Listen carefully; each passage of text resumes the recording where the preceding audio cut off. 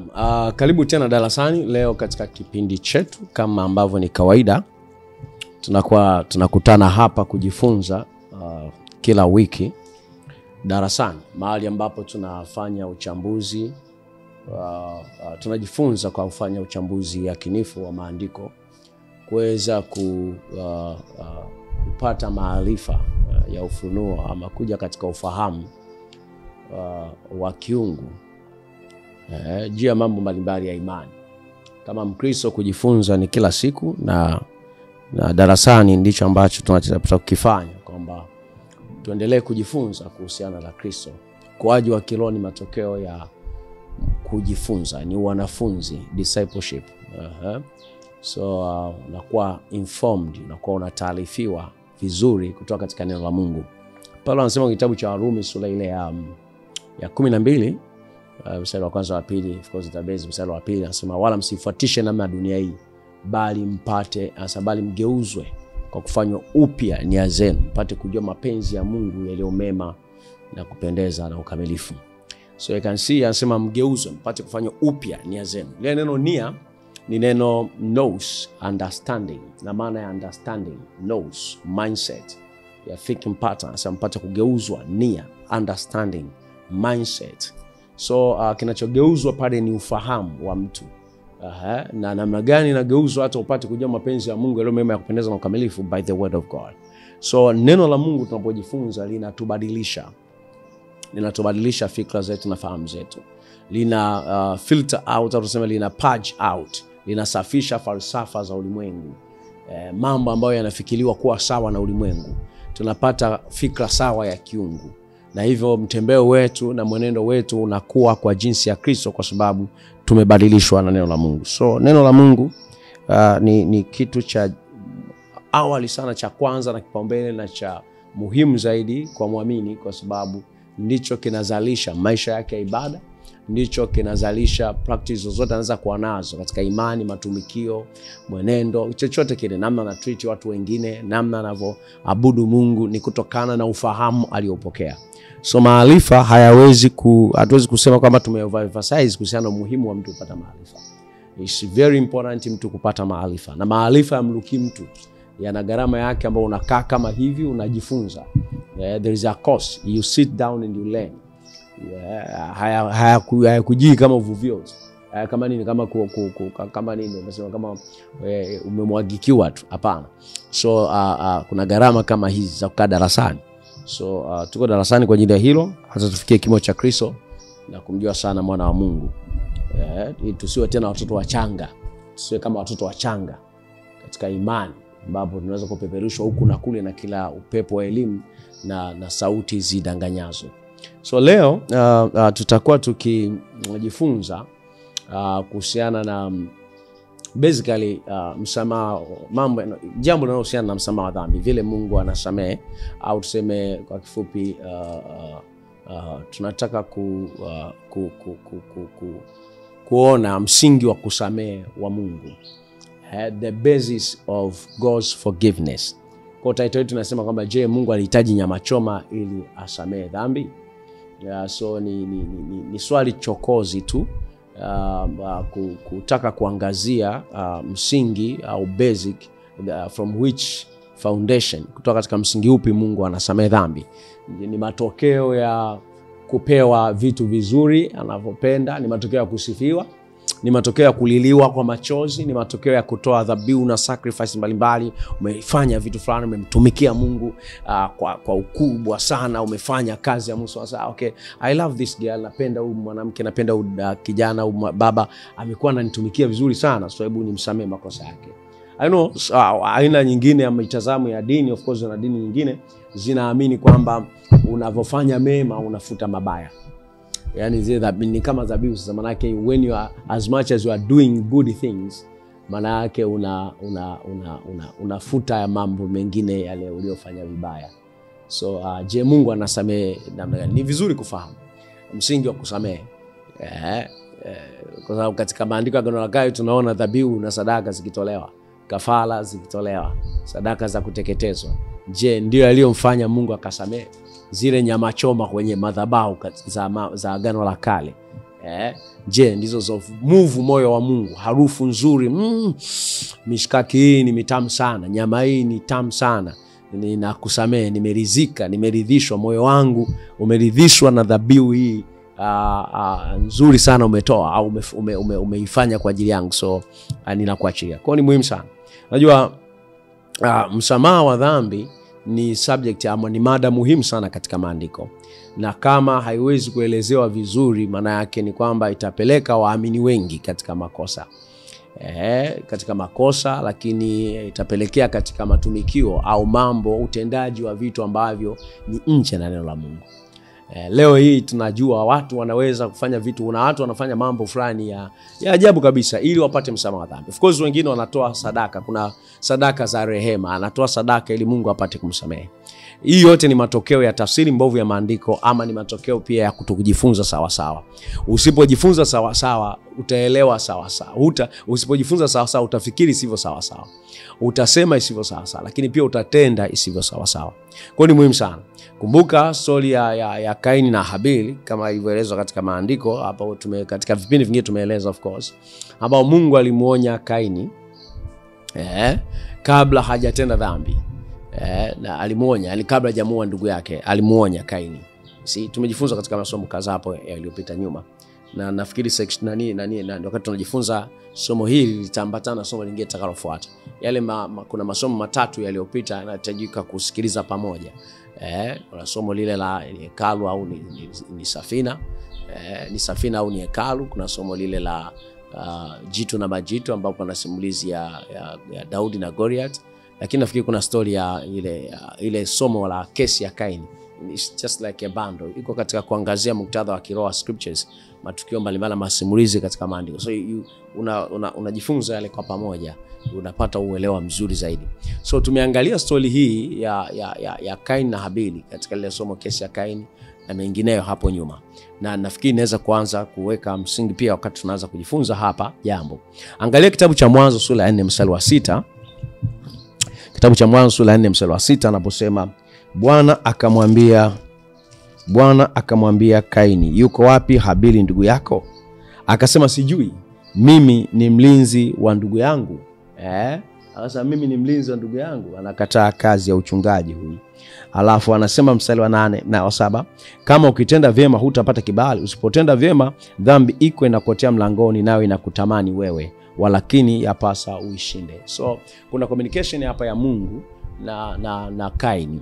Mungu anamtahadharisha Kaini kuhusiana na dhambi. Anamtahadharisha Kaini kuhusiana na dhambi kabla dhambi haijatokea. Kwa hii story iko sawa sawa na story ile ambayo iko katika Mwanzo 2, yani kwa wazazi wao, Kain's dad Adam. Kuna story ya Mwanzo 2:15, 16, 17 ambapo pia watu hao wanapewa maonyo na Mungu au maelekezo na Mungu, au wanapewa neno la Mungu, tuseme wanapewa neno la Mungu. 2:15 anasema Bwana Mungu akamtoa huyo mtu akamweka katika bustani ya Edeni ailime na kuitunza. 16 Bwana Mungu akamwagiza huyo mtu akisema, matunda ya kila mti wa bustani waweza kula. Anasema walakini matunda ya mti wa ujuzi wa mema na mabaya usile. This is an instruction, maelekezo ya upendo kutoka kwa Baba. Walakini matunda ya mti wa ujuzi wa mema na mabaya usile, kwa maana siku utapokula matunda ya mti huo utakufa hakika. So you can see kuna instructions, kuna maelekezo. Kwa maana tunaweza kusema kwamba dhambi inaweza kueleweka kama disobedience, kama uasi, kama kutokutii neno la Mungu. Sema dhambi ni kutokutii neno la Mungu, ni uasi kwa neno la Mungu, uasi kwa kile Mungu amesema. You see, kwa sababu mara zote hawa watu waliposemekana wametenda dhambi ni kwa sababu walidefy instructions, hawakufuata maelekezo au neno la Mungu ambalo limesemwa kwa ajili yao. So tunaweza kujiuliza, je, dhabihu ilikuwa muhimu ili dhambi ziweze kusamehewa? Dhabihu ilikuwa muhimu ili dhambi ziweze kusamehewa? Katika habari ambazo tumezisoma katika maandiko matakatifu, Mwanzo mpaka Malaki kwa lugha nyingine, tunaona dhabihu zikitolea, sadaka zikitolewa. Je, ilikuwa Mungu anazihitaji au ilikuwa ni muhimu ili apate kusamehe? Kujifunza huku tutusaidia sana kuelewa hata sisi leo tunahitaji kufanya nini ili tupate kupokea msamaha wa dhambi. Je, Mungu anasamehe katika basis hii?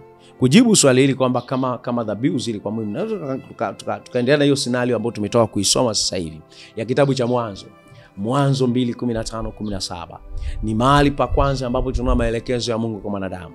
You see, anasema kwamba Mungu akamweka mtu katika bustani ya Edeni ailime na kuitunza. Kuna maneno mawili ambayo tumekuwa tunajifunza mara nyingi, to dress and to keep, kuilima na kutunza. KJV inatumia neno to dress and to keep. Haya maneno yametumika kuongelea majukumu ya mwanadamu. Majukumu ya mwanadamu, man's responsibility. So manake dress and keep inaonyesha kwamba Mungu alimpa mtu wajibu. Ni maneno ambayo yanatumika kuongelea service katika ufalme. Of course tulijifunza hapa ni maneno abad na shamal katika Greek na katika Hebrews katika Kiebrania. Na ni maneno ambayo yatumika katika hekalu na maneno yaliyotumika katika habari ya kuongelea wana Israeli kutoka Misri kwenda kumtumikia Mungu. So ni utumishi, unaongelewa ukuhani katika maneno abad na shamal. Ukuhani unaongelewa kuwa nabii, kuwa kuhani, mtu kama kuhani, mtu kama nabii, mtu kama mchungaji mahali patakatifu wa Mungu. So katika bustani ya Edeni mtu amepewa majukumu to dress and to keep. Kutunza, kulima na kutunza. Manake ni mtumishi. Ni maneno yanazungumzia service, kwa kuna responsibility. Ukiangalia pia tulijifunza maneno mwana na mzaliwa wa kwanza, mwanangu na mzaliwa wa kwanza, kwamba maneno haya yanazungumzia office, yanazungumzia wajibu. Kwa mtu katika instance ya Mwanzo 2:15 kwa lugha rahisi alipewa wajibu. He was given a task or a responsibility, and this responsibility is a priestly one. Majukumu haya ama wajibu huo ni wa kikuhani. Mtu alipaswa kwa kuhani. Kuhani au makuhani ni wale wanaominister au wanaotumika katika mahali patakatifu wa Mungu. Ni wahudumu katika mahali patakatifu wa Mungu. Kwa Mwanzo, katika kitabu cha Mwanzo, manake kwa lugha nyingine katika kitabu cha Mwanzo, kwenye kitabu cha Mwanzo sura tuseme katika kwenye bustani ya Edeni, ambapo tunasema Edeni inaongelea kama mahali patakatifu ambapo Mungu yupo. Kwa maana yake ni kwamba Mungu katika Mwanzo, neno la Mungu kwa mtu ni kwamba atamtumikia, ataserve katika mahali patakatifu. Hekalu ama bustani, Edeni hiyo ambapo Mungu anaishi na mtu. Kwa Edeni ni motifu ya mahali patakatifu, au tuseme Edeni inazungumzia mahali ambapo Mungu na mtu wanakaa pamoja, au mbingu na nchi zinakutana pamoja, ama tuseme Mungu, makao ya Mungu pamoja na mwanadamu, na mwanadamu anamtumikia Mungu hapo. Are you getting it? So Eden where he dwells with man, mahali ambapo Mungu anaishi na mtu. Kimsingi kuweza kuelewa vizuri haya mambo kwa kina, unaweza kufuatilia vizuri somo ambalo tunaendelea nao kuja kwake Bwana, ambapo tunajifunza mambo haya, na hasa katika vipengele vya ambao tunaongelea temple, mbingu na nchi, hekalu, mbingu na nchi. Nafikiri ni session kuanzia ya 17 kama sikosei, 18, 19 na 20 ya somo kuja kwake Bwana. Na ni muhimu kusikiza lote maneno haya abad na shemal, wajibu wa mwanadamu ambao Mungu alimpatia katika bustani. Tumeeleza kwa kina hapo dhana na motifu ya mahali patakatifu. You see, so the heaven and the earth together. So Eden, mahali ambapo ni mbingu na nchi zinakutana, mahali ambapo Mungu anakaa na mtu. So majukumu aliyopewa mwanadamu ni ya nini? Ya ukuhani, priesthood, ni utumishi katika mahali patakatifu. Sasa je, huu utumishi ambao unaonekana toka mwanzo una precede dhambi, yani unatangulia dhambi ama ulikuja baada ya dhambi? Kwa sababu tunazingatia, ukumbuke, kutaka kupata majibu ikiwa dhabihu zinahitajika kwa ajili ya msamaha wa dhambi, kwa maana ya sacrifice. Mungu anamtaka mtu atoe dhabihu, atoe sadaka, atoe kafara kwa ajili ya dhambi. So je, ukuhani ulitangulia dhambi? Ukuhani ulitangulia dhambi? Does priesthood of man precede sin, ukuhani wa mtu? Sasa ukiangalia katika hii Mwanzo 2:15 ambao tumetoka kusoma, iko wazi kwamba inazungumzia majukumu ya mtu kama kuhani wa Mungu duniani, lakini ilikuwa ni kabla ya dhambi. It was prior to man's sin. Kwa maana yake kama ukuhani unaongelewa kwenye Mwanzo 2:15 hapa, ambapo ni kwenye katika kitabu cha Mwanzo, ikiwa ukuhani unaongelewa hapo kwenye kitabu cha Mwanzo na unaonekana kabisa ni kabla ya dhambi, maana yake ni kwamba waandishi wa maandiko ya Agano la Kale waliona kwamba mtu walimuona mtu akiwa katika bustani ya Edeni kama kuhani au akiwa na ofisi ya kikuhani. Ina maana ya kwamba mtu alipaswa kumtumikia Mungu katika ile eneo takatifu, katika hekalu, na hapakuwa na dhambi katika picha. So ukuhani maana yake unatangulia habari ya dhambi. You see, kwa mfano ukiangalia zaidi katika kitabu cha Kutoka sura ya 19 mstari wa 5 na wa 6, anazungumzia taifa, kwamba Israeli watakuwa taifa la wafalme au watakuwa ufalme wa makuhani katika nchi. Wao watakuwa ni wafalme na makuhani katika nchi, taifa zima lote. Na Mwanzo 4:22 anasema utasema kwa Farao, utamwambia Farao kwamba Bwana asema, Israeli ni mwanangu, ni mzaliwa wangu wa kwanza. Mwanangu mzaliwa wa kwanza ni majukumu, responsibility. Kwa Israeli walikuwa wanapaswa kuwa na utumishi, kuna wajibu, kuna majukumu. Na kitabu cha Kutoka sura ya 5 mstari wa kwanza anasema kwamba waache Israeli, waache watu wangu waende ili waweze wakanifanyie nini. Tusome pale kitabu cha Kutoka sura ya 5. Some tupate maneno ya SUV vizuri. Sura ya 5 mstari ule wa kwanza anasema, hata baadaye Musa na Haruni wakaenda kumwambia Farao, akasema, Bwana Mungu wa Israeli asema hivi, wape watu wangu ruhusa waende ili kunifanyia sikukuu jangwani. Wape ruhusa watu wangu waende ili kunifanyia sikukuu jangwani. You see? So wanakwenda jangwani kumtumikia Mungu, kwenda kumabudu. Sehemu nyingine tunasema wakanitumikie, wakaniabudu. You see that? So hawa wana wa Israeli kwa lugha nyingine wanasema kwamba waliokolewa ama walikombolewa ili waweze kutumika. They were saved to serve. They were delivered to serve God. Na ili neno serve ama kumtumikia Mungu ndio neno lile ambalo linazungumzia majukumu ya kikuhani kwenye Mwanzo 2:15. Neno serve hapo katika kitabu cha Kutoka mara zote limetumika linapoongelea habari ya Israeli kwenda kumtumikia Mungu au ni neno abad, ambalo ndio ile sema to dress, kulima kwenye bustani ya Edeni kwenye Mwanzo 2:15, kulima. Ni neno abad. So ni wajibu wa kikuhani kama ambavyo tumesema, imeelezewa hiyo mahali pengi.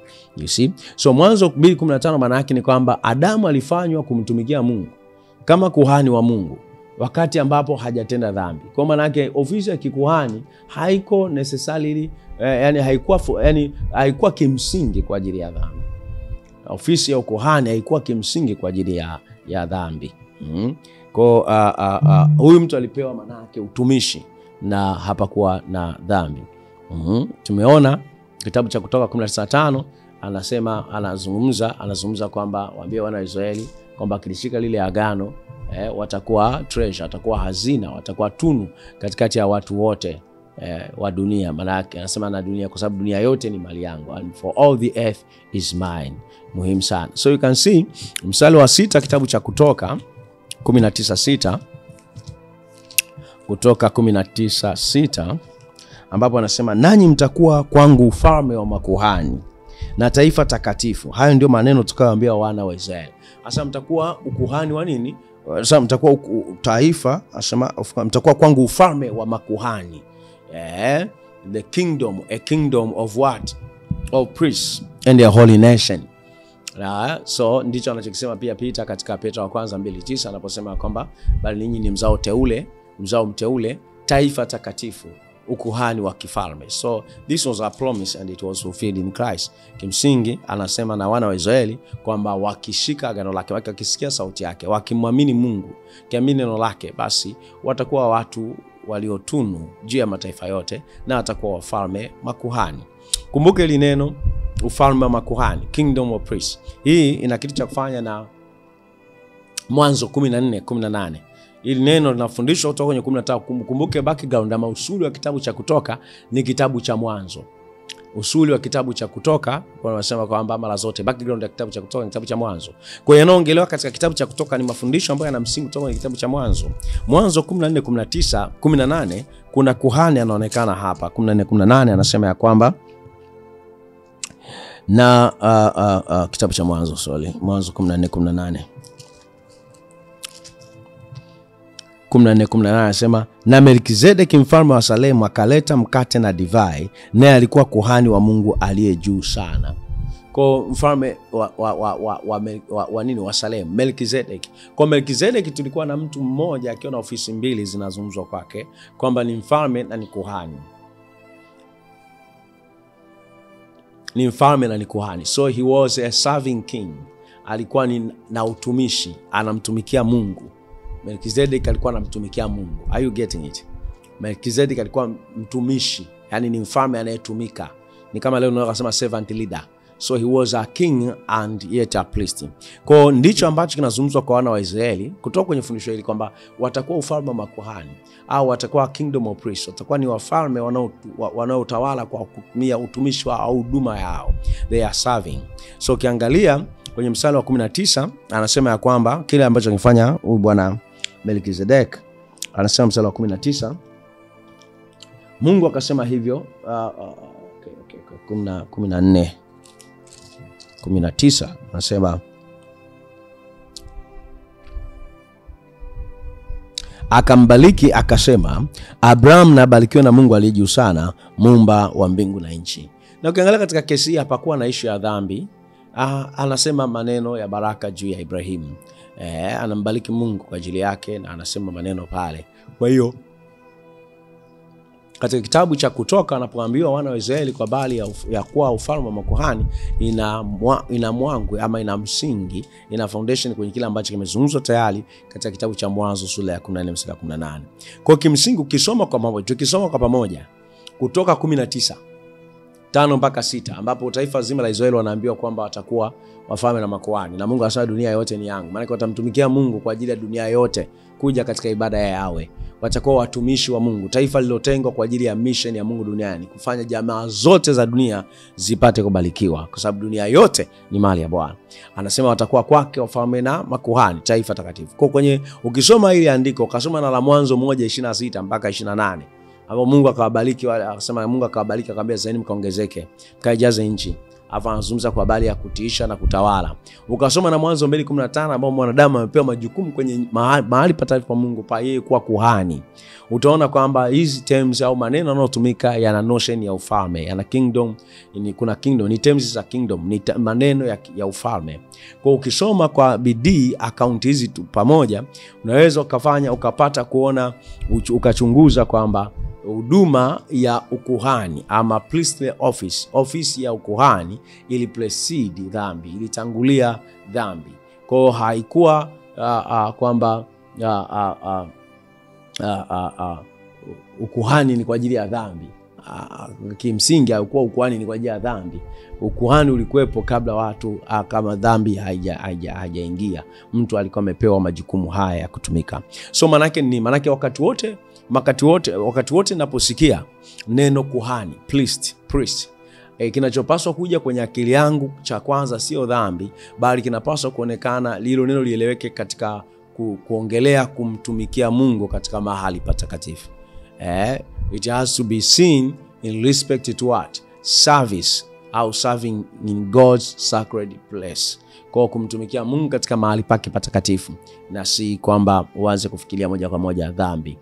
So hata kama unaweza kuona utumishi wa kuhani ukiwa unadili na mambo ya dhambi, lakini neno hili linapozungumza moja kwa moja, linapozungumza tu na kuhani, wewe unachopaswa kuona ni utumishi kwa Mungu katika mahali patakatifu, na usione kwanza nini dhambi. So kwa nini, naweza kana swali la msingi. Kwa maana yake unakasema origin ama chanzo cha ofisi ya kikuhani ilikuwa ni kabla, prior au kabla ya nini? Dhambi. Sitoka pamoja hapo. Hilo linaeleweka, si ndio? Kabla ya dhambi. Kwa mtu anaweza akauliza swali la msingi, akasema okay, sasa kwa nini matumizi ya dhabihu? Kwa nini matumizi ya dhabihu? Kwa nini watu walitoa dhabihu? Kwa nini kuna matumizi ya dhabihu? Sasa kama unakumbuka, tumejifunza kuhusiana na lugha ambazo manabii walitumia katika kuandika maandiko ya Biblia, ambazo lugha zinahusisha mifano, symbols, mifano, example symbols, ambayo of course watu wale ambao manabii walikuwa wanasema nao walikuwa wanaelewa katika ulimwengu wao. Kwa maana yake manabii walitumia ishara, alama, lugha za picha, mifano, vielelezo, maana yake vinavyoeleweka katika ulimwengu wao kuweza kupass message kwa nini? Kwa audience yao, kufundisha makusanyiko yao. Kwa hiyo dhabihu, sacrifices, dhabihu zilikuwa katika utamaduni wa kibinadamu, katika human culture. Wakati ambao maandiko yalipokuwa yanaandikwa, Biblia ilipokuwa inaandikwa, kulikuwa na tamaduni hizo. Kwa practices hizo ama matumikio hayo yalikuwepo katika tamaduni mbalimbali na Mungu aka-accommodate. Yani Mungu alichukuliana, akatumia vitu vilivyokuwepo katika tamaduni zao ambazo vyo wao wanaelewa kuweza kupitisha ujumbe kwa mtu. So there is a lesson always behind an example ama illustration ama parable. Kuna na somo. Kwa Mungu ali-accommodate utamaduni. Huwezi kaenda kuongea na watu ambao hawajawahi kuwa na mto wala ziwa wala sio wavuvi katika habari za kazi. Alafu unatolea mifano, unaongea nao, unazungumzia mifano ya wavuvi kwenye ziwa au kwenye mito au bahari. Wale watu kuweza kulileti na mfano wa namna hiyo itakuwa ni jambo gumu. Kwa hiyo kwa wakulima atasema ngano, mpanzi alitoka kwenda kupanda, watakuwa wanaweza kulileti. Kwa habari waliokuwa navua anasema nitakufanya kuwa mvuvi wa watu. Mvuvi wa watu. Walikuwa wanavua samaki, so they understand, they can relate what he is talking about. So kimsingi ni kwamba tumesema kwamba lugha zitumika, mifano na nini ambazo waweza kuelewa, na Mungu ali-accommodate kuweza kupitisha message yake kwa watu, kwa sababu hizi dhabihu, sacrifices zilikuwa katika tamaduni za wanadamu katika wakati huo. So hebu tuangalie maelezo ya mwandishi wakati tunaendelea kujibu hili kwamba matumizi ya dhabihu, yani kwa nini sasa matumizi kama ofisi ama utumishi kwa kuhani kule precede kulitangulia dhambi.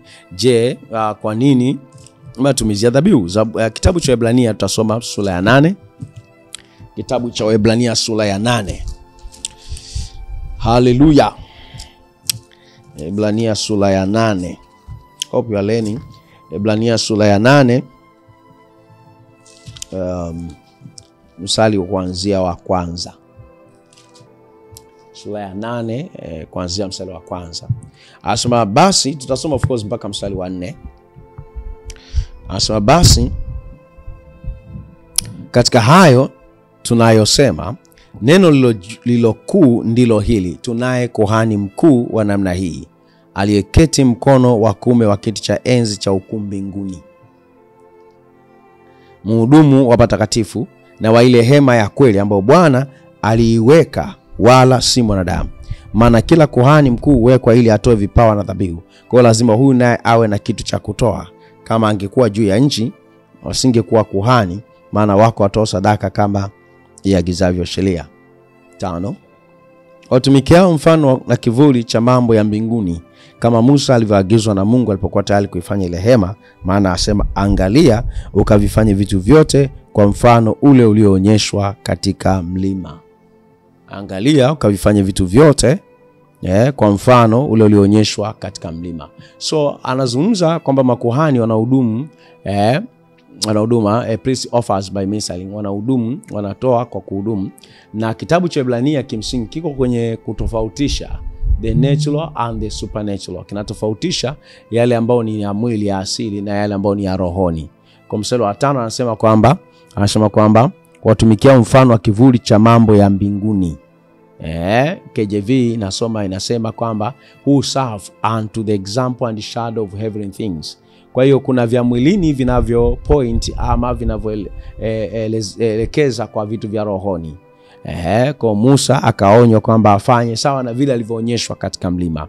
So kimsingi ukuhani wa Yesu ambao amekuwa akielezea katika picha, anaelezea kwamba ni ukuhani uliobadilika. Eufozi anaanzia kutoka kwenye Waebrania sura ya 7 mstari wa 24, anapoongelea ukuhani wa Yesu usioweza kubadilika, unchangeable priesthood. 7:24-25 anasema bali yeye kwa kuwa akaa milele anao ukuhani wake usioondoka. Yesu akaa milele, ana ukuhani wake usioondoka. Naye kwa sababu hii aweza kuwaokoa kabisa wao wamjao Mungu kwa yeye, maana yu hai siku zote awaombee. Jesus yuko hai. Kwa sababu maana hili tupasa 26 sisi tuwe na kuhani mkuu namna hii, aliye mtakatifu, asiye na uovu, asiyejua kuwa na waa lolote, aliyetengwa na wakosaji, aliyekuwa juu kuliko mbingu, ambaye hana haja kila siku mfano wa wale makuhani wakuu wengine, kwamba kutoa dhabihu kwa ajili ya dhambi zake mwenyewe kisha kwa ajili ya dhambi za hao watu, maana yeye alifanya hivi mara moja alipojitoa nafsi yake. Kwa unatofautisha ukuhani wa Yesu kama ni wa kudumu usiobadilika, lakini usio na hitaji ya dhabihu za kila siku. Maana Torati anasema yaweka wanadamu walio na unyonge kwa makuhani wakuu, bali neno la kiapo lilokuja baada ya Torati limemweka mwana aliyekamilika hata milele. So anaongelea hayo, see? Tukirudi kwenye Ibrania 8:5 sasa ndio anasema ya kwamba watumikia mfano wa kivuli cha mambo ya miguuni, kama Musa alivyoagizwa na Mungu alipokuwa tayari kuifanya ile hema. Maana anasema angalia ukafanya vitu vyote kwa mfano ule ulionyeshwa katika mlima. Haleluya. So ukiangalia hapa utaona kwamba Kristo anazungumzwa kama kuhani, na kuna mambo ambayo Musa anaonyeshwa katika mlima ambayo anayapaswa ayafanye katika modern na time. Ukumbuke kwamba ukuhani wa Yesu usiobadilika, anafundisha kwenye kitabu cha hicho cha Waebrania sura ya 7 kwamba Yesu kuhani wake si kutoka kwa Lawi bali ni kutoka kwa Yuda, ambapo mambo ya ukuhani hakutajwa kwake. Waebrania 7:14 tuko pamoja, 7:14 ambapo anasema maana ni dhahiri kwamba Bwana wetu alitoka katika Yuda, kabila ambayo Musa hakunena lolote juu yake katika mambo ya ukuhani.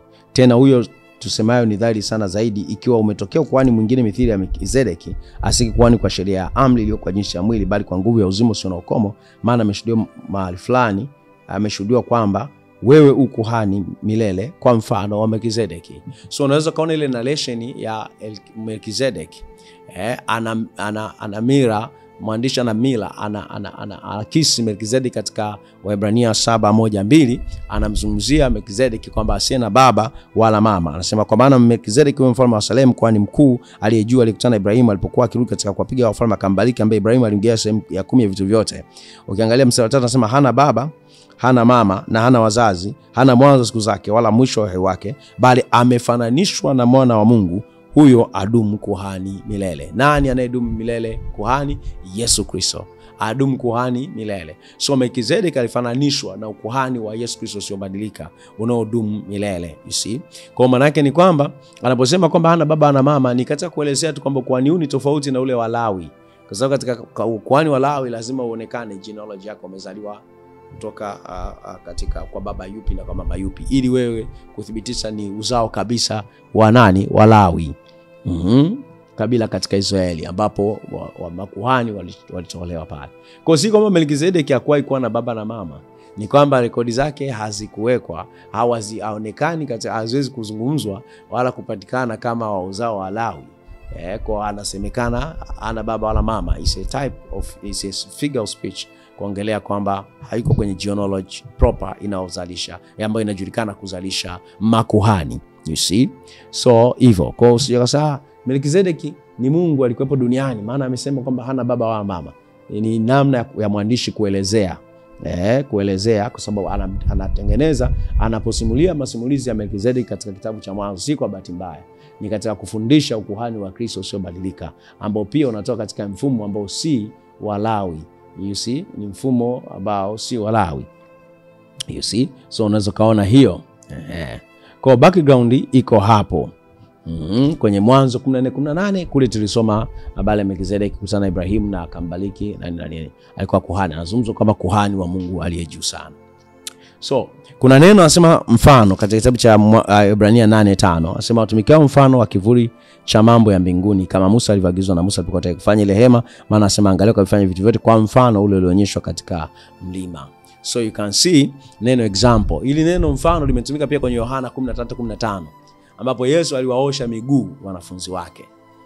Na katika kuwaosha miguu akawaambia, hii nimewapa kama mfano ili muweze kutumikiana, msave one another, watu mkitumikiana. Kwa alikuwa anaelezea katika huo mfano wake, ameita mfano katika Yohana 13:15, anaelezea kwamba mauti yake, kuzikwa na kufuka kwake, ambayo maana yake kimsingi ilikuwa ni kwa ajili ya ondoleo la dhambi, ilikuwa pia ni mfano wa namna gani wanaweza kutumikiana, au they can say mfano wa namna gani wa kutumikiana na kile ambacho alipaswa kufanya mmoja kwa mwingine. Kwa Yesu anafanya vile kuongelea vile anavyojitoa katika kufa, kuzuka na kufufuka kwa ajili ya ondoleo la dhambi au kwa ajili ya msamaha wa dhambi zao, lakini pia kama mfano wa kutumikiana wao kwa wao, kile ambacho wanapaswa kufanya mmoja kwa mwingine. Kwa animal sacrifices ama dhabihu za wanyama zina pointi kwa kitu kingine. Dhabihu za wanyama zitolewa na makuhani katika Agano la Kale. Vinaongelewa kwamba ni hapa nasema ukafanye mfano wa vile ulivyoonyeshwa katika mbingu, katika mlima. Maana alionyeshwa the supernatural, vitu vya rohoni. Kwa maana dhabihu katika jinsi ya mwili ambazo zilikuwepo katika utamaduni wao wana wa Israeli zinaonekana kuwa ni pointer to something else. Ni kionyeshi kwa kitu kingine. Neno anasema kivuli cha mambo ya mbinguni, a shadow of heavenly things. Of course anafikia anatumia hilo neno. Anasema watumikia mfano na kivuli cha mambo ya mbinguni. Mfano na kivuli cha mambo ya mbinguni. You can see there, mfano na kivuli, shadow of heavenly things, means the animal sacrifices were a copy. Hizi dhabihu kafara za wanyama zilikuwa ni nakala, ni copy ama ni comparison. Ni uangalifu tu katika mambo ambayo wanayajua wao katika tamaduni zao imekwepo, kuwafundisha ama kuonyesha kile ambacho ni spiritual. So issue sio zile dhabihu, issue ni pattern ama ni kile ambacho kinaonyeshewa kutoka katika hizo dhabihu. See? So anasema alipokuwa tayari kuijenga ile nini hema, sio anasema kwamba Musa alivyoagizwa na Mungu alipokuwa tayari kuifanya ile hema. Hema ni nini? Au tabernacle katika KJV. Hema, tent. Hii ilikuwa ni sio permanent structure. Ilikuwa ni structure ama jengo ambalo linatembea. Ni Musa hakujenga hekalu, lakini hema au maskani. Hiyo ni kwa sababu walikuwa wakati wote wao kwenye move, wanatembea, wanasafiri. Kwa hiyo walikuwa wanatoka territory moja kwenda nyingine. Kwa hiyo accommodate njia yao ya maisha kwa wakati huo, akatengeneza hema Musa. Kwa hiyo mahali patakatifu pa Mungu pakawa ni hema linalotembea. Kwa nini ilitokea? Katika Kutoka 25:40 tunaweza kuona why that happened. Kutoka 25:40. Kutoka 25:40. Hallelujah.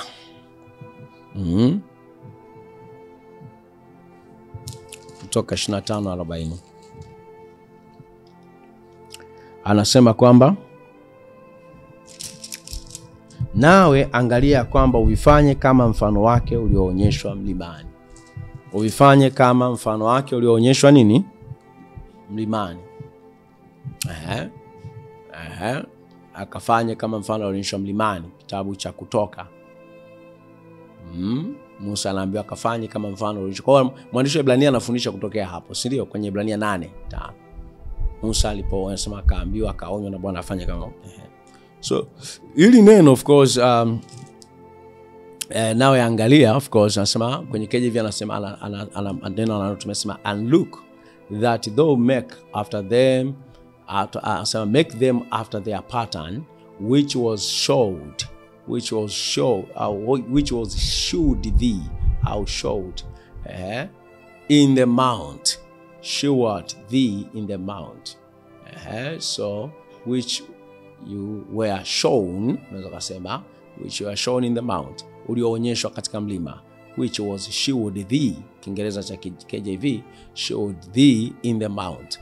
So kwa nini Mungu alimuonya au alimadmonish, alimuhusia Musa namna hiyo? Neno hili ambalo linatumika kama admonish linaongelea warning ama matahadharisho. Ni kama unamtahadharisha mtu. Kimsingi katika mashariki ya zamani, katika utamaduni wa mashariki ya zamani ya kati, ya mashariki ya zamani ya kati, utamaduni wao, kwenye utamaduni wao ambao Ibrahimu alikulia huo utamaduni na watu wengine pia, na kina Musa alikulia katika huo utamaduni, walikuwa na mazigulati. Mazigulati ni structural building, dedicated buildings, of course, structural buildings ambazo zinakuwa dedicated kwa supernatural beings. Ni mifumo ya majengo ambayo yanakuwa yametolewa, of course majengo ambayo yamejengwa, ni majengo yanayojengwa structure katika namna fulani. Majengo yamejengwa, yamekuwa dedicated, yanakuwa yametolewa kwa supernatural beings. Kwa ni structural buildings dedicated to spiritual. Walikuwa wanafanyia ibada za sanamu katika majengo. Ilikuwa wanasema hayo mazigulati ndio lugha baadaye hekalu. Kwa hiyo wao kwani wana temple complexes, wana temple structures ambazo majengo yaliyoko hapo ni kwa ajili ya ibada za miungu. See? Kwa Musa, Mungu anamwambia ahakikishe anajenga sana alichoonyeshwa katika mlima, si vile ambavyo vinakuwa practiced katika ulimwengu wake.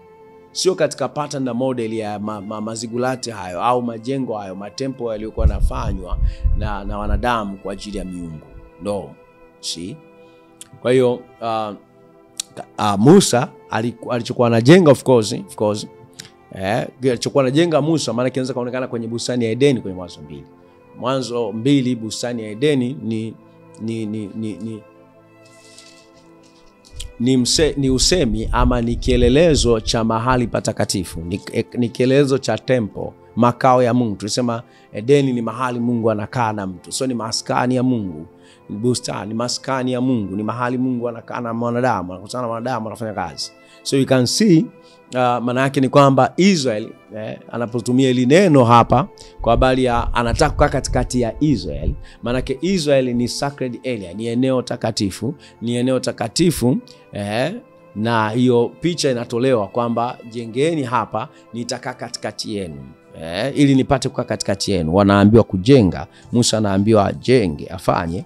Kimsingi ukianzia 25 of course tuko tunasoma 40, lakini 25 26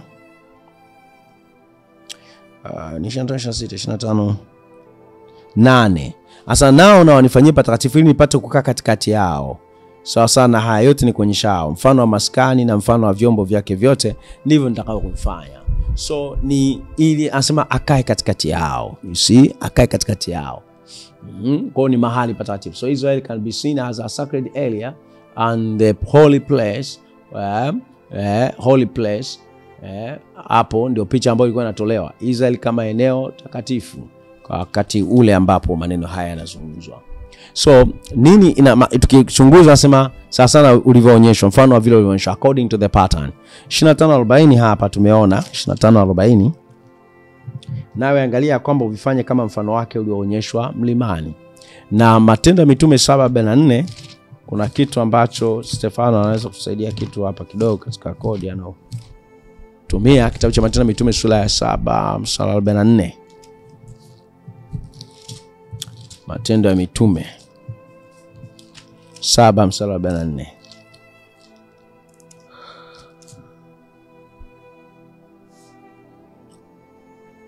Anasema ile hema ya ushahidi ilikuwa pamoja na baba zetu jangwani, kama alivyoagizwa yeye aliyesema na Musa, ya kwamba aifanye sasa na mfano ule uliouona, ambao baba zetu kwa upokezano wakaingia pamoja na Yoshua katika milki ya mataifa wale ambao Mungu alifuza mbele ya baba zetu mpaka siku za Daudi.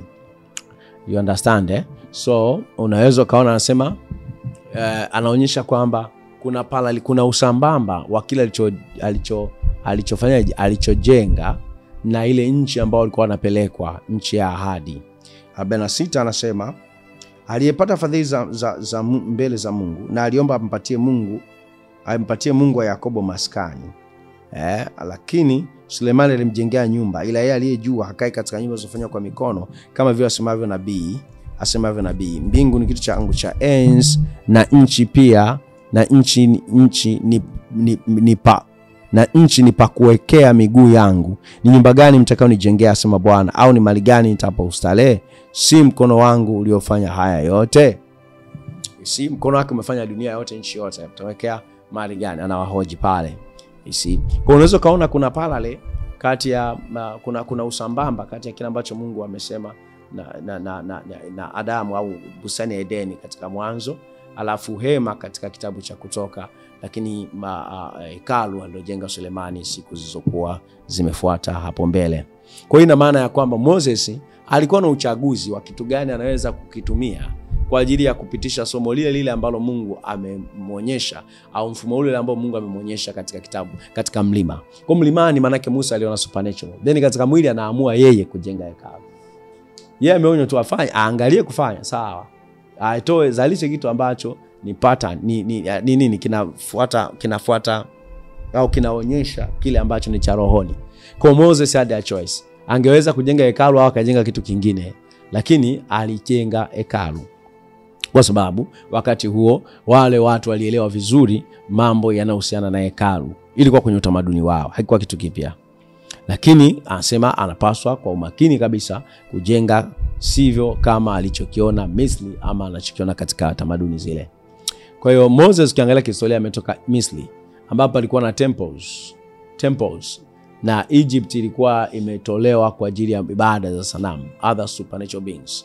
Misri wanaabudu sanamu. Kwa anaonywa asifanye kama hiyo namna. Lakini anapaswa kwa uangalifu sana ajenge au afanye kielelezo au afundishe wana Israeli kile ambacho Mungu amemwonyesha. So kwa nini namna hiyo? Kwa sababu Edeni ama bustani ya Edeni ilikuwa ni mahali ambapo Mungu na mtu wanafanya kazi pamoja, they function together, ambayo inaweza kuonekana kama mahali patakatifu pa Mungu au mahali patakatifu pa shughuli za Mungu. Na anataka hao watu ama mtu katika hiyo bustani ama mtu katika mahali hapo azidi na kuongezeka duniani. Kwa hiyo tunasema Edeni ni kama micro earth, ka dunia kadogo ka Mungu, ka sample, ili kutokea hapo basi afikie dunia yote. Dunia yote je na utukufu wake, dunia yote je na sura na mfano wa Mungu, dunia yote kaliwe na watu walio na roho. Watu. So Edeni, in the Garden of Eden, was a place where God and man function together, which could also be seen as God's place of activity, and of course place of activity, and that he wanted to have multiplied over the earth. Anataka izalishwe duniani kote kote, ni mahali pa shughuli za Mungu na mwanadamu. Kwa ile hema iliyokuwa inatembea inahama ama maskani inaweza kusemekana kuwa copy nakala za mambo ya nini mbinguni. Tunasema watumikao mfano, kitabu kile cha hapa cha Matendo ya Mitume, watumikao mfano watumikao mfano Ebrania 8 pale 5, watumikao mfano Ebrania 5:8.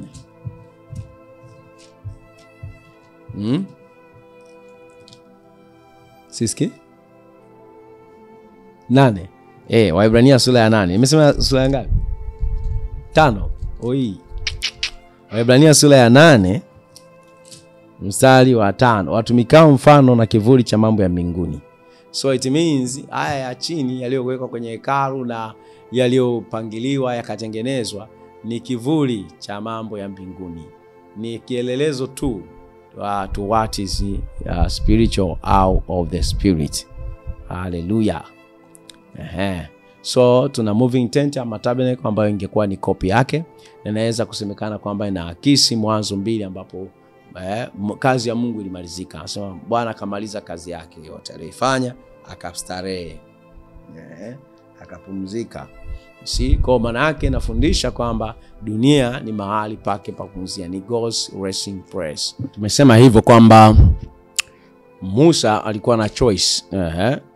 Moses ametoka Egypt au Misri ambako walikuwa na matempo ama hekalu, na Egypt ilikuwa imejitoa, au Misri ilikuwa ni watu wanaoabudu sanamu, the supernatural beings. Lakini anaambiwa awe makini, aone asijenge kama kile ambacho kinapatikana Misri au katika utamaduni wao uliokuwa unazunguka mataifa yale katika kile kipindi. Sababu gani? Kwa sababu tumeona kwamba Eden ni mahali ambapo Mungu na mtu wana function together, ambao tumesema inaweza kuonekana kama mahali patakatifu pa Mungu au mahali pa shughuli ya Mungu, ambapo alitaka pa multiply au pajizalishe duniani kote. Kwa moving tent ama hema ile inayotembea, maskani inayotembea, tabernacle ile, maana yake ni kwamba inapaswa kuweza kuwa inapaswa kukopi hiyo, inapaswa kunakili ama kutolea mfano kile ambacho ni mahali patakatifu kama Eden. Yani maana yake ile modo ya roho au ya rohoni, you see. Kwa hiyo naweza tukasema kwamba Mwanzo 2 inaakisiwa kama kazi ya Mungu iliyo kamilika. Anasema kwamba Mungu Asema akafanyaje, asema kazi Mungu akamaliza, akafanyaje. Tusoma hapa kwenye Mwanzo 2, anazungumzia kuhusu Mungu kumaliza na kusalee. Mwanzo 2 anazungumzia Mungu kumaliza kazi yake na kusalee. Asema basi mbingu na nchi zikamalizika na jeshi lake lote, na siku ya 7 Mungu alimaliza kazi yake yote aliyofanya, akastarehe siku ya 7. So you can see kuna neno finished pale. Kwa kumalizika, utaona neno kumalizika finished linaonekana pia kwenye kitabu cha Kutoka sura 40:33 katika habari ya kujenga hekalu ama ile hema au ile maskani, kwamba Musa akamaliza kazi. Kutoka 40, Kutoka 40 sura 40 ya kitabu cha Kutoka,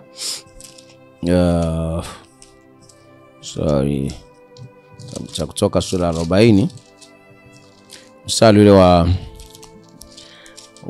33 anasema kwamba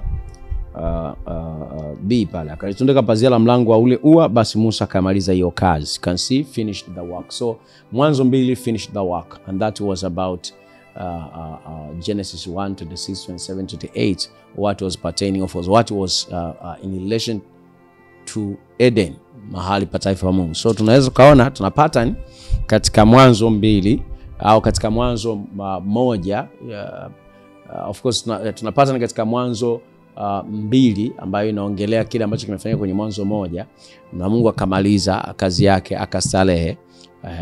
Halafu tunaona katika hekalu au katika habari ya hema, of course not hekalu bado pase. Katika kitabu cha Kutoka tunajua Musa kujenga hekalu, alijenga tent, hema, maskani ya Mungu, a moving temple, of course you can say. So unaweza kuona neno hilo, lakini kwenye 29:42 anasema hiyo, Kutoka 29:42, Kutoka 29:42 anasema ya kwamba itakuwa ni sadaka kuteketezwa milele katika vizazi. Yes, anasema itakuwa ni sadaka ya kuteketezwa milele katika vizazi vyenu vyote, mlangoni pa ile hema kukutania mbele za Bwana. Hapo nitapokutana nanyi ili ninene na wewe hapo, nami nitakutana na wana Israeli hapo, na hiyo hema itafanya takatifu na utukufu wangu, nami nitaitakasa hiyo hema ya kukutania na hivyo na hiyo madhabahu. Pia Haruni na wanawe nitawatakasa ili wanitumikie katika kazi ya ukuhani. See? Nami nitakaa kati ya wana wa Israeli, nami nitakuwa Mungu wao, na watanijua kuwa mimi ndimi Bwana Mungu wao, niliyewaleta watoke katika nchi ya Misri, nipate kukaa katikati yao, ni mimi Bwana Mungu wao. So you can see ni habari ya kukaa katikati yao, ni kuakisi au ni kupointi kwa mahali patakatifu, mahali Mungu anakaa na ana function pamoja na mtu. You see? Kwa ukiangalia kitu cha msingi kabisa katika mambo haya, maandiko haya ya Kutoka in relation na maandiko ya Mwanzo, kitu common ni kukaa katikati yao, to dwell among them. You see? Kwa Waebrania 6 anasema ufanye sasa na mfano ule ulioonyeshwa katika mlima. Though make all things according to the pattern. Afanya mambo yote sana mfano ule ulioonyeshwa katika mlima. So it means Musa had a view of heavenly tabernacle. Musa alitazama au aliona hema ya kimbingu au maskani ya kimbingu. Na akasema supernatural, ya kiroho, kitu ambacho ni supernatural, kitu ambacho ni spiritual. Kwa maana yake kama walipaswa kutoa wanyama katika mwili au katika hema hii ya kawaida, na hii hema inatazamisha kile ambacho ni cha rohoni, maana yake kuna offering ama kuna dhabihu katika ile maskani ya roho, si ndio? Kuna dhabihu, kuna sacrifice au kuna offerings, kuna offering in the supernatural one. Kwa sababu gani? Kwa sababu ni pattern, ndio model yake, ni pattern yake.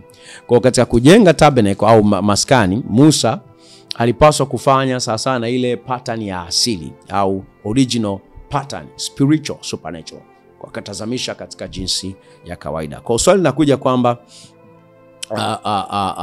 katika habari ya dhabihu hizi, kutoa dhabihu, swali ambalo tunataka kujibu kuhusiana na kutoa dhabihu za wanyama, animal sacrifices, nyama choma, sadaka za kuteketezwa etc. Kumbuke kwamba tumesema kwamba mwandishi wa kitabu cha Waebrania ameandika kwamba kuhani lazima awe na kitu cha kutoa, lakini hajasema kwamba kuhani lazima atoe dhabihu ya wanyama. So a priest need to have something to give. That's a principle. Ameeleza hivyo kwamba kuhani anapaswa kuwa na kitu cha kutoa. Anasema huyu naye alipaswa kuwa na kitu cha kutoa. Anapoongelea Kristo in relation na makuhani kwa mfumo wa Lawi. lakini hajasema kwamba kuhani anapaswa kuwa na kitu cha kutoa sadaka za nini, za wanyama. So hiyo ni muhimu sana kuweza kunote. Kwa maana yake ni kwamba Heavenly Tabernacle ama maskani ile ya roho ina makuhani, wanatoa kitu kama vile makuhani katika hii ya mwili wanatoa wanyama. Kwa swali kwamba hii ya mwilini ina pointi ya ile ya mbinguni, nijibu ndio, kwa sababu ni mfano, ni example. Kwa kama tulivyosema kwamba manabii katika maandiko ya Agano la Kale walikuwa wana interpret, wanafasiri neno la Mungu au wanafasiri mpango wa Mungu kwa wasikilizaji wao wakati huo. Wanafasiri what's God's plan, mpango wa Mungu kwa wasikilizaji wao wakati huo, wakitumia lugha, yani maneno ama phrases, words of course, ama tuseme maneno au mafungo ya maneno na matumikio ama vitu vilivyo katika utamaduni, kwenye utamaduni ule waliokuwa nao, ambao wale audience wao wanafanyaje, wanaelewa. So walikuwa tumia maneno, wanatumia matumikio au practices ama kwenye utamaduni ambao wale wasikilizaji wao wanafanyaje, wanaelewa. Na moja ya hiyo hayo matumikio yaliyokuepo katika utamaduni wa watu wao ni kutoa sadaka za nini, za wanyama. Kwa maana yake, na wanatoa sadaka za wanyama kwenye worship, katika kuabudu miungu, supernatural beings. Kwa maana yake waandishi ama prophets, Musa as a chief one katika manabii wa Agano la Kale, anatumia dhabihu za wanyama kupeleka message ya kiungu ya ibada kwa Mungu aliye hai. Ni kitu ambacho jamii yake ilikuwa inakielewa, ni kitu ambacho jamii yake ina practice. This is the language they understand. Kwa hiyo anatazamisha kilicho cha roho katika maskani ya roho kwa kutumia cha mwili wanachofahamu. So angalia katika scripture, mara ya kwanza kabisa ambapo neno dhabihu linazungumzwa ni kwenye kitabu cha Mwanzo sura ya 4. Kabisa sura ya 4 kitabu cha Mwanzo. Note kwamba kitabu cha Kutoka kinakuja tu baada ya kitabu cha Mwanzo. Kwa ni muhimu sana kuanzia kitabu cha Mwanzo katika kuangazia haya. Kitabu cha Kutoka sura ya 4 tuliangalia katika story ya Kaini, na tunarudi tena pale. It's a very pivotal chapter in studying God dealings with man.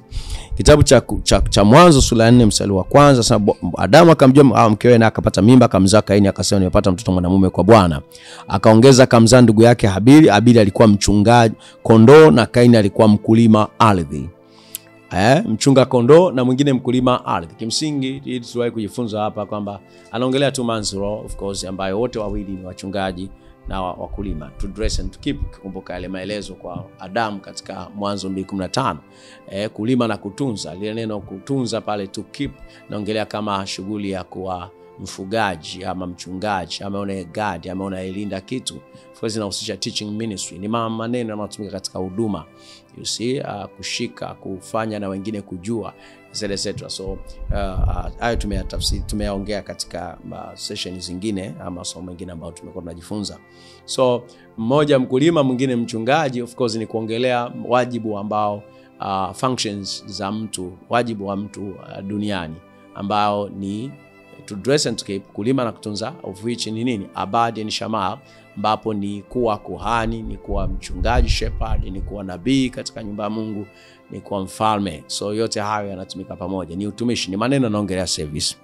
So hapa anasema kwamba anasema alikuwa anafanyaje, alikuwa mchungaji. So Adam na Eva hawakuwahi kuongelewa kwamba wametoa dhabihu ya mnyama wakati wowote. Dhabihu au wametoa wanyama kama dhabihu kwa Bwana. Hamna mahali fungu la maandiko linasema Adam na Eva walitoa dhabihu. Of course watu wengine wanajichanganya, wanasema ya kwamba Mungu alipochinja sijui alichinja mnyama akawavalisha, sijui ndio kama yawafundisha, sijui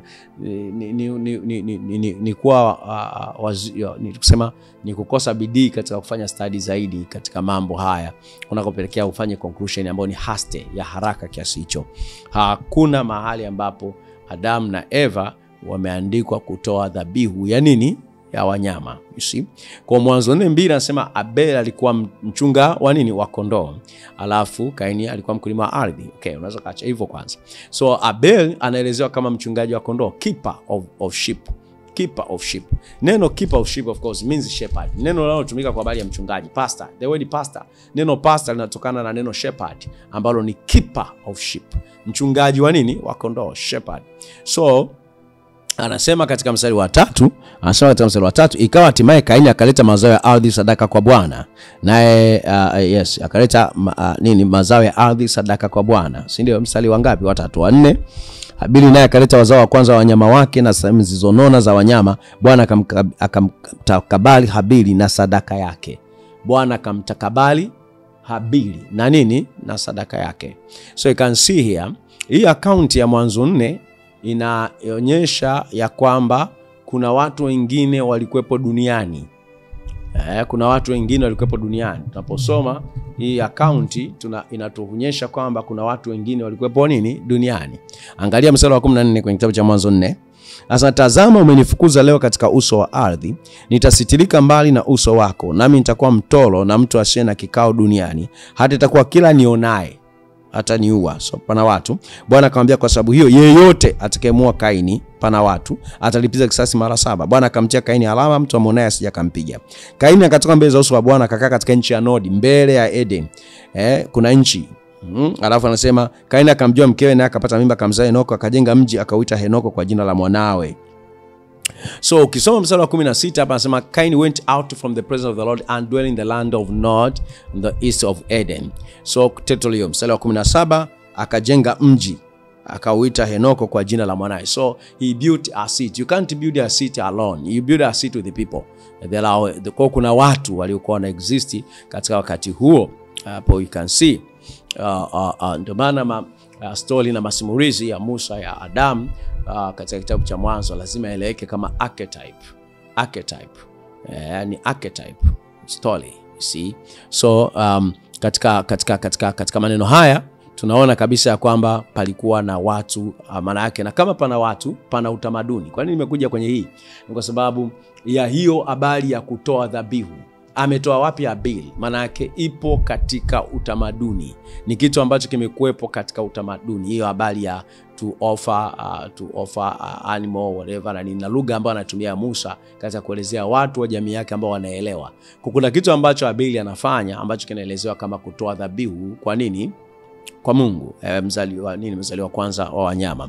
So ukienda kwa mfano katika Mwanzo 8, Mwanzo 8 mstari wa 20, Mwanzo 8 mstari wa 20. Are you following? Mwanzo 8 mstari wa 20 na wa 21. Sasa Nuhu akamjengea Bwana madhabahu, akatoa katika kila mnyama aliye safi na katika kila ndege aliye safi, akavitoa sadaka za kuteketezwa juu ya madhabahu. So unaona hakuna mention, hakuna kutajwa kwa Mungu kusema amemwagiza afanye kutoa dhabihu. Kama ambavyo hakuna mahali ambapo Mungu alimwagiza Habili atoe dhabihu, wala hakuna mahali ambapo Mungu alimwagiza Adamu atoe dhabihu. So mstari 21 anasema Bwana akasikia harufu ya kumridhisha. Bwana akasema, moyoni sitailani nchi tena baada ya hayo kwa sababu ya wanadamu, maana mawazo ya moyo wa wanadamu ni mabaya tangu jana wake, wala sitapiga tena baada ya hayo, etc.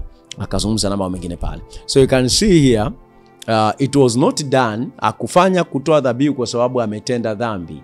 Nuhu hakuwa ametenda dhambi. Nuhu ndo ametoka kwenye safina na anajenga madhabahu na kutoa dhabihu. Na hata katika Mwanzo 4 hatuoni kwamba Habili anatoa dhabihu kwa sababu ya dhambi. No, maana yake ni worship. Ni ibada kwa Mungu. Ni ibada kwa Mungu. Kwa haiongelewi kama kutoa dhabihu kwa dhambi, kama ambavyo kwenye Mwanzo 8 haiongelewi kama kutoa dhabihu kwa nini? Kwa Mungu. So maana yake pia inaonyesha kwamba following a unique event, kufuatia tukio fulani maalum, watatoa kitu, watafanya hiyo utoaji wa sadaka hizi za wanyama, animal sacrifices. Watachoma nyama katika madhabahu, wanyama watafanya sadaka ya kuteketezwa, following a unique event. Panapokuwa na tukio la tofauti, tukio supernatural linapotokea kwenye maisha yao, hawa watu wako na utamaduni wa kuabudu au wa kufanya offer something. So you can see kama Mwanzo 8:20 anasema akajenga madhabahu kwa Bwana, akachukua wanyama pale na kufanya hiyo sadaka ya kuteketezwa. So kitu cha kwanza anachokisema tu hapa, anasema he built an altar unto the Lord. Na Mungu akasema, mstari wa 20 of course. Mstari wa 20 anasema Nuhu akamjengea Bwana madhabahu. Mungu hajamwambia, na hapakuwa na issue ya dhambi kama tulivyozungumza, hakukuwa na essence ya dhambi.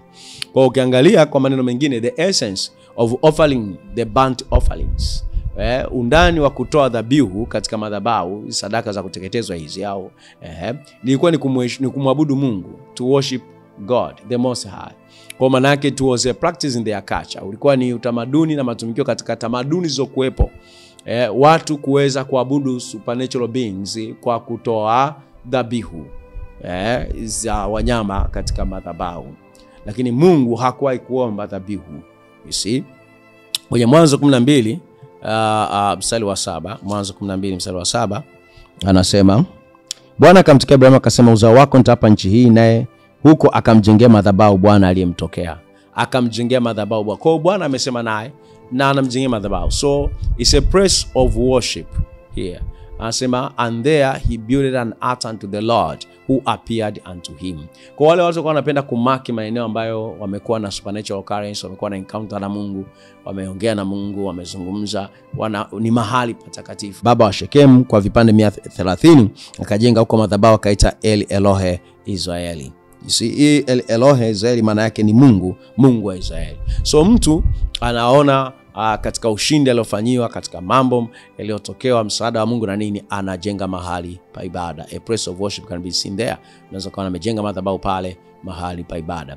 Na Mwanzo 35:1 pia, 35:1 Mwanzo anasema, Mungu akamwambia Yakobo, ondoka, panda uende Betheli ukakae huko, ukamfanyie Mungu madhabahu huko, yeye aliyekutokea ulipomkimbia Esau ndugu yako. Naona misi Yakobo akamwambia watu nyumbani mwake na wote walikuwa pamoja naye, ondoeni miungu migeni iliyoko kwenu, mjisafishe, mkabadili nguo zenu, tuondoke tupande kwenda Betheli, nami nitafanyia Mungu madhabahu huko, yeye aliyenisikia siku ya shida yangu, akawa pamoja nami katika njia yote niliyoiendea. Nao akampa Yakobo miungu migeni yote ilikuwa mikononi mwao na pete zilizokuwa masikioni mwao, naye Yakobo akazificha chini ya mwaloni ulioko Shekemu. Wakashika njia, hofu ya Mungu ikaishika miji iliyowazunguka, wala hawakuwafuata wana wa Yakobo. Basi Yakobo akafika Luzu ulio katika nchi ya Kanaani, ndio Betheli, yeye na watu wote waliokuwa pamoja naye, akajenga huko madhabahu, akapaita mahali pale El Betheli, kwa sababu huko Mungu alimtokea. So hapo alipomkimbia ndugu yake akafa Debora mlezi wa Rebeka, akazikwa chini ya Betheli chini ya mwaloni, na jina lake likaitwa Alon Bakuti. So you can see anafanya mahali pa ibada na ni following encounters, ni mahali ambapo alikutana na Mungu, ni mahali ambapo alimsikia Mungu, etc. You can see that. 45:25 Mwanzo 45:25 anasema namna hii, anasema kwamba wakatoka Misri wakafika nchi ya Kanaani kwa Yakobo baba yao, wakampasha habari wakisema, Yusufu angali hai, naye ndiye mtawala katika nchi ya Misri. Moyo wake ukazimia kwa sababu hakuwasadiki. Wakamwambia maneno yote ya Yusufu aliyowaambia, na alipoona magari yaliyopeleka Yusufu ili kumchukua roho ya Yakobo baba yao ikafufuka Israeli, akasema, yatosha, Yusufu mwanangu angali hai, nitakwenda nione naye kabla sijafa. You see, Mwanzo 41 anasema, akasafiri Israeli pamoja na yote aliyokuwa nayo, akaja Beersheba, akamchinjia sadaka Mungu wa Isaka babaye. Mungu akanena na Israeli katika ndoto ya usiku. So amejenga madhabahu, ameongea na Bwana hapa, amepata msaada na akafanya amepata kusikia kwamba Yusufu ni mzima, akaenda akajenga madhabahu na kuabudu. Kwa hiyo katika conclusion ni kwamba sacrifices ama dhabihu ama offerings, dhabihu hizi na kafara zinaweza kuwa summarized kama worship, kwa ajili ya worship, kwa ajili ya ibada, kwa ajili ya maombi, kwa ajili ya ufunuo, etc. Kwa sababu ukiangalia hapa, Mungu akasema na Israeli katika ndoto ya usiku, akasema Yakobo akasema, mimi hapa, mimi ni Mungu wa baba yako, usiogope kushuka mpaka Misri, maana nitakufanya uwe taifa kubwa huko. Mimi nitashuka pamoja naye mpaka Misri, nami nitakupandisha tena bila shaka, na Yusufu ataweka mkono wake juu ya macho yako. Yes. So you can see these people were doing these things for worship, prayer, liberation. Si kwamba haihusiani kabisa, haina uhusiano na dhambi. Kwa hiyo tukiangalia hapa tunaweza tukajiuliza kwamba je, ilikuwa inahusika na communication na Mungu? Hapana. Hawakuwa wanahitaji access kwa Mungu. Walikuwa Mungu anasema nao hata kabla hawajafanya dhabihu au hawajajenga madhabahu. So kwa maana yake tuna fact kutoka kwenye kitabu cha Mwanzo kwamba sacrifices zilihusu nini? Worship. It wasn't a requirement. Haikuwa kigezo kwa ajili ya msamaha wa dhambi. Mungu hakuhitaji dhabihu wala sadaka za kuteketezwa kwa ajili ya dhambi. Na hivyo manabii wengi wameandika kuhusiana na hilo. Na hili ni muhimu sana na napaswa kila mmoja apate kuzingatia. Kitabu cha Hosea sura ya 6 mstari wa 6 anafundisha namna hii. Kitabu cha Hosea sura ya 6 mstari wa 6. Hosea 6.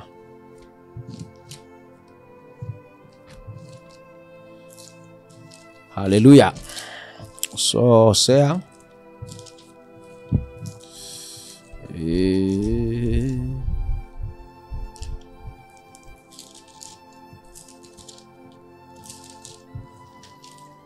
sura ya 6 mstari wa 6 anasema kwamba njoni tumrudie Bwana maana yeye 6 samahani. Anasema maana nataka fadhili wala si sadaka. This is what God wants. Nataka fadhili wala si sadaka. Are you getting it? Bwana anasema nataka fadhili wala si sadaka, na kumjua Mungu kuliko sadaka za kuteketezwa.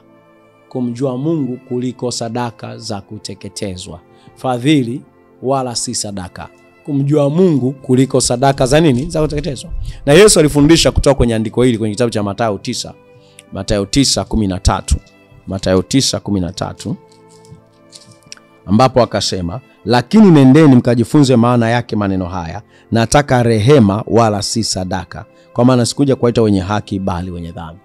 So rehema, fadhili ni vitu kwa Mungu, na si sacrifice, sio nyama choma, sio mishkaki katika madhabahu, sio vitu vile ambavyo mtu anafanya kwamba ndo anapata msamaha, anapata rehema za Mungu au raha. Kwa maana yake ukiangalia hata manabii wengine wakasema, kwa mfano Samueli katika Samueli wa kwanza 15:22, Samueli wa kwanza 15:22 anasema hivi, naye Samueli akasema, je, Bwana uzipenda sadaka za kuteketezwa na dhabihu sawa sawa na kuitii sauti ya Bwana? Angalia, kutii ni bora kuliko dhabihu, na kusikia kuliko mafuta ya bebelu. Kwani kuasi ni kama dhambi ya uchawi, na ukaidi ni kama ukafiri na vinyago. Kwa kuwa umelikataa neno la Bwana, yeye naye amekataa wewe usiwe mfalme. So you can see that. Na Mika 6:6, kitabu cha Mika 6:6. So tunaosea 6:6, Mika 6:6. So Mika pia nabii wa Mungu anazungumza kuhusiana na msingi wa Mungu wa kusamehe au wa mahusiano na Mungu pia. Kitabu cha Mika Mika sura ya 6 mstari wa 6. Sisi tulikuwa tunaimba zamani na nyimbo kuhusiana na misali kama hii. Asa nimkaribie Bwana na kitu gani? Na kuinama mbele za Mungu aliye juu. Naona ile swali. Nimkaribie Bwana na kitu gani? Na kuinama mbele za Mungu aliye juu. Je, nimkaribie na sadaka za kuteketezwa na ndama za umri wa mwaka mmoja? Je, Bwana atapendezwa na 1000 za kondoo waume au na 10,000 za mito ya mafuta? Je, nimtolee mzaliwa wangu wa kwanza kwa kosa langu, mzao wa mwili wangu kwa dhambi ya roho yangu? Mwanadamu, yeye amekuonyesha yaliyo mema. Bwana anataka nini kwako ila kutenda haki na kupenda rehema na kwenda kwa unyenyekevu na Mungu wako. So Mungu hakuwahi kutaka dhabihu. Mungu hataki leo dhabihu wala sadaka. Mungu hataki hayo. Mungu hajawahi kudai hayo. You can see that. Zaburi ya 58, Zaburi ya 58, kitabu cha Zaburi ya 58. Je, Mungu alihitaji nyama choma ili kusamehe? No. Zaburi ya 58 anasema ya kwamba sitakukemea kwa ajili ya dhabihu zako na kafara zako zilizo mbele zangu daima. Sitatoa ng'ombe katika nyumba yako wala beberu katika mazizi yako. Maana kila hayawani ni wangu, mstari wa 10, na makundi juu ya milima 1000. Na wajua ndege wote wa milima na wanyama wote wa mashamba ni wangu. Kama ningekuwa na njaa, singekuambia. Maana ulimwengu ni wangu navyo viujazavyo. Je, nile nyama ya mafahali au ninywe damu ya mbuzi? Mtolee Mungu dhabihu za shukrani, mtimizie aliye juu nadhiri zako. Kaniite siku ya mateso, nitakuokoa na wewe utanitukuza. Unaona hiyo kitu So you can see here anasema ya kwamba je, anywe atakula nyama za ng'ombe za mafahali au atakunywa damu za mbuzi? Hivi si vitu ambavyo anavihitaji. Anasema kama hivyo vitu angekuwa anavihitaji, anasema vyote ni vyake, viko juu ya nchi. Anajua ndege wote, anajua wanyama wote wako ndani. So it is clear that God did not demand animal sacrifices. Kwa hii inaonyesha Mungu hakuwahi kuagiza wanadamu katika maandiko ya Agano la Kale, wala hata kawa waagize, na hajatuagiza hata sisi wa leo, dhabihu, sadaka, kafara kwa ajili ya dhambi. Na hii inatuchukua kwenye kitabu cha Waebrania kwenye sura ya 10 mstari wa kwanza. Kitabu cha Waebrania sura ya 10 mstari wa kwanza. Kitabu cha Waebrania sura ya 10 mstari wa kwanza. Waebrania kitabu cha Waebrania sura ya 10 mstari wa kwanza. Anapozungumzia habari za hayo mambo ya sadaka. Asema basi torati kwa kuwa ni kivuli cha mema yatakayokuwa, wala si sura yenyewe ya mambo hayo, kwa dhabihu zile zile wanazozitoa kila mwaka daima, haiwezi wakati wowote kuwakamilisha wakaribu yao. Kwa dhabihu walizokuwa wanatoa daima kila mwaka, anasema haziwezi kuwakamilisha. Kwa Mungu hizi zilikuwa sio vitu vinavyofanya kuleta msamaha wa dhambi kwa wale watu. Ndio maana leo mtu anapokuwa asubuhi akiamka na anajitakasa, anachomaanisha ni kwamba dhabihu ya Yesu haijawahi kumtakasa. Mara haijatosha kwa ajili yake. Kwa anatafuta kila siku kufanya mambo kama ya watu wa Agano la Kale. Anasema kama ndivyo, je, dhabihu hazingekoma kutolewa, kwa maana waabudu wakisha kusafishwa mara moja wasingejiona tena kuwa na dhambi? Lakini katika dhabihu hizo iko kumbukumbu la dhambi kila mwaka, maana haiwezekani damu ya mafahali na mbuzi kuondoa dhambi. So nyama choma haiwezi kuondoa dhambi.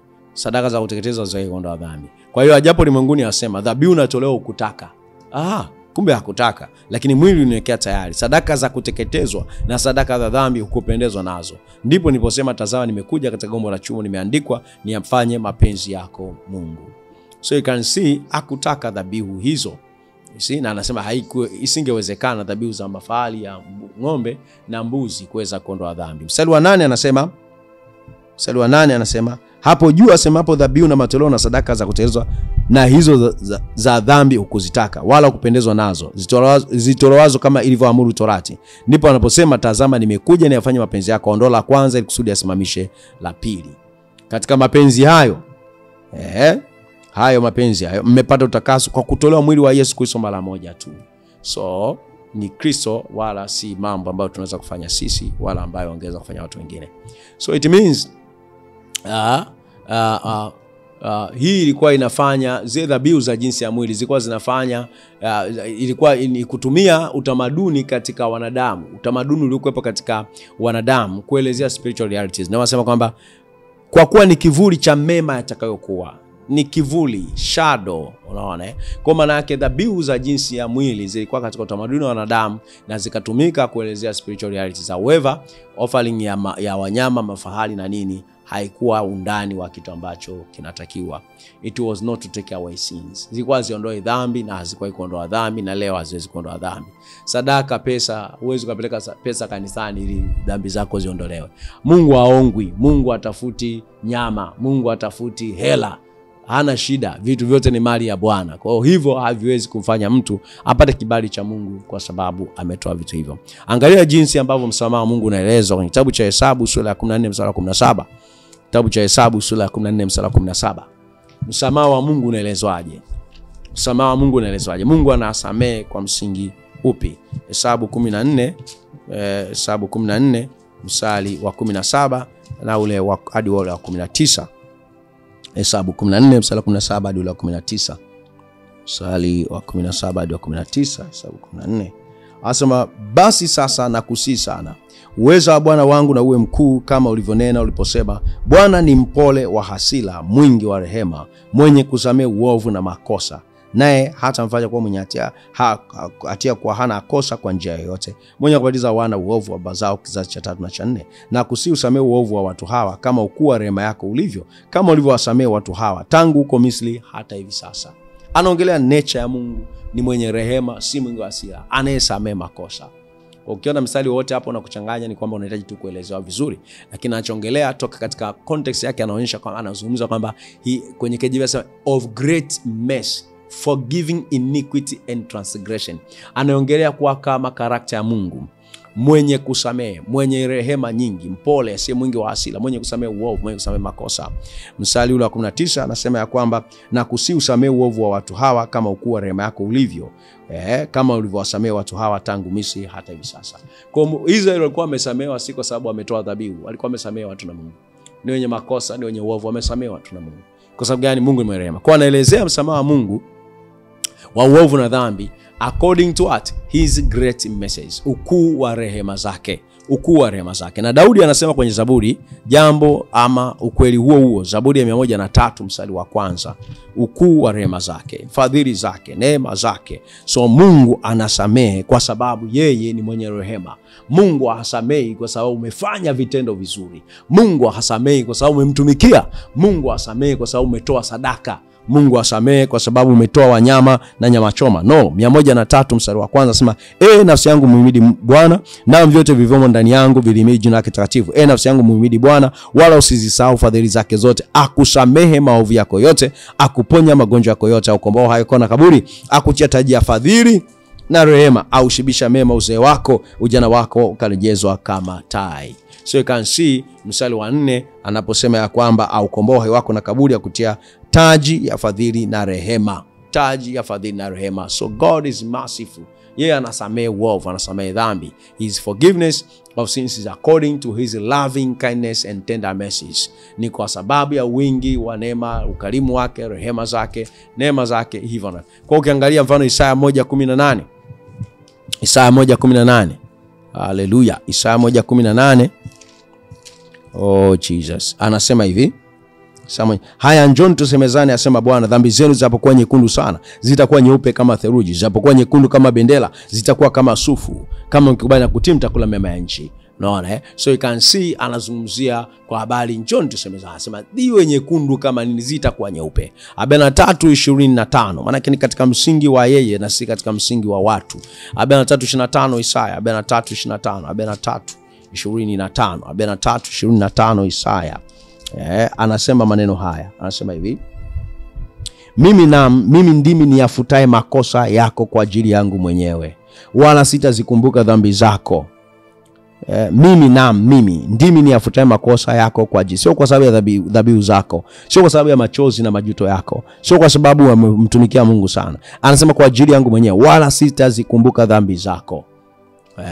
Afikienda 44:21, kumbuka haya Yakobo, nawe Israeli, maana wewe mtumishi wangu nimekuumba, mtumishi wangu Israeli, hutasauliwa na mimi. Nimeyafuta makosa yako kama wingu zito, na dhambi zako kama wingu, unirudie maana nimekukomboa. Sasa nimeyafuta. So Mungu anasamehe tu. Angalia Mika 7:18. Mika 7:18. Kitabu cha Mika 7:18. Hallelujah. So Mika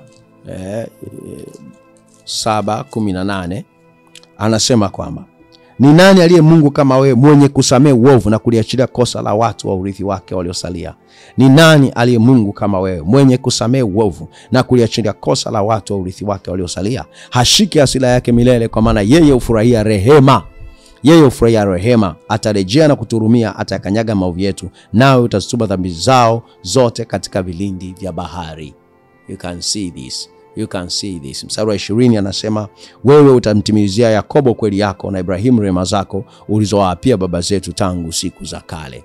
Kwa ukiangalia, hakuna nabii aliyefundisha kama Mungu alihitaji dhabihu, alihitaji sacrifices, alihitaji mishkaki, nyama choma, alihitaji sadaka za rehema, alihitaji wanyama, alihitaji mafahali wala mbuzi ili kuweza kusamehe dhambi. Hakuna nabii anayefundisha namna hiyo, lakini Mungu aliweza kusamehe uovu na makosa. Na inaonekana kabisa kwamba ni kutokana na msingi wa huruma zake na rehema zake. So it is upon God's compassion, loving kindness and tender mercies. Rehema zake, ukarimu wake, fadhili zake, huruma zake. So this is the basis for forgiveness of sins. Na leo tunaona rehema za Mungu katika Kristo Yesu. Kwa mwana wake tumepokea msamaha wa dhambi, na kila ambaye yuko ndani ya Kristo Yesu, maandiko yanasema kwamba Mungu ameupatanisha ulimwengu na nafsi yake, asiuhesabie makosa. Tuna rehema za Mungu katika Kristo Yesu. Kila ambaye yuko ndani ya Kristo, au kila anayeliitia jina la Bwana, anarehemiwa. Ni katika msingi wa upendo wake na rehema zake. Kwa idea ya sacrifices, idea ya kafara, idea ya dhabihu za dhambi, sadaka za rehema, ya kupata rehema ya Mungu, haziwezi ku-align na maandiko. Hazipatani na maandiko. Kwa kama tunaongelea sacrifice, lazima uelewe maandiko yanasema nini kuhusiana na dhabihu. Kwa kutoa sadaka hakukuwa kigezo cha msamaha wa dhambi. Haiwezi kuwa leo wala jana, kwa sababu neno haliwezi kumaanisha leo tofauti na hivyo maanisha wakati wa kuandikwa kwake. So utoaji wa dhabihu ulikuwa kwa ajili ya nini? Tumesema worship, ibada.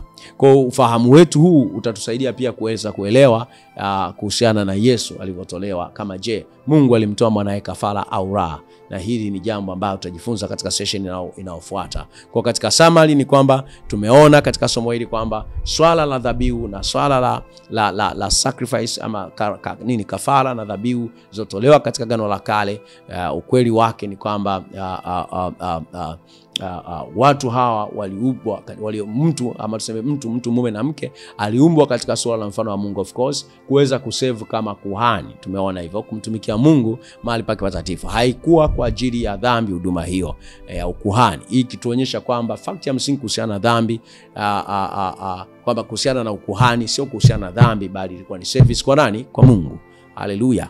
Lakini pia tumeona kwamba msamaha wa dhambi au kufungamanishwa na utoaji wa dhabihu, lakini ulikuwa katika msingi wa rehema na neema za Mungu. Tumeona animal sacrifices, dhabihu za wanyama katika practice, katika matumikio ya watu katika wakati wao, ambapo wao waandishi walitumia hiyo kwa ajili ya watu waliokuwa wanasema nao, waliokuwa wanaelewa utamaduni huo, kuweza kuwafundisha ibada kwa Mungu. Haleluya. Kwa waandishi wali adapt practices ama matumikio yaliyokuepo kufundisha neno la Mungu. Nini neno la Mungu? Mpango wa Mungu na ahadi yake kwa watu katika watu wa siku zao. Hii ina maana ya kwamba Mungu ali accommodate culture yao, utamaduni wao, kuweza communicate ama kuwasilisha neno lake, mpango wake na kusudi lake kwa wanadamu. Kwa Mungu amekubariki sana. Yarejee hayo vizuri, ya tafakari, na tuweze kuwa na somo katika session yetu itakayofuata kuhusiana na kwamba na kujibu swali. Maana hizi zinasema mbona mwana wa Mungu alitolewa? Mbona Mungu alimtoa mwana wake akafa? We will learn katika session inayofuata kama kafara ilikuwa ni msingi wa msamaha. Mungu alihitaji dhabihu za wanyama? Tumeona hapana. Ila katika kesi ya Kristo tukuja kuangazia vizuri kama Mungu ndiye aliyemuua mwana wake au alimsacrifice mwana wake. Mpaka wakati huu niseme Mungu akubariki sana. Amen.